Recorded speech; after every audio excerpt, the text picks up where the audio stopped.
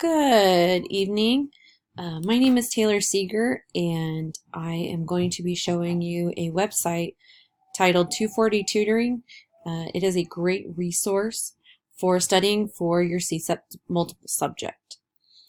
I love this site because not only does it give you a diagnostic test where it breaks down the subject matter that you're proficient in and areas you need to work in, you also get to have instructional content where, as you can tell, so ancient Egypt, and it breaks it down and all the information that you need to know in order to pass that section of the CSET multiple subject 1 test. And then it also gives you like big bullet points, like ancient Egypt was a long-standing society.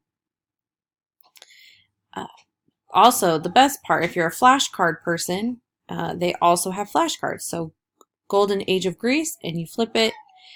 Great study tool for on the go, or you can write them down, whatever works best for your type of learning style.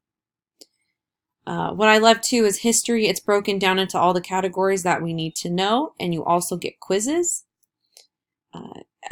Just as the test is, it's broken down to government, essay, foundations of ELA, teaching ELA, essay, text analysis, and then you get a practice test as well. So this is a great tool for studying.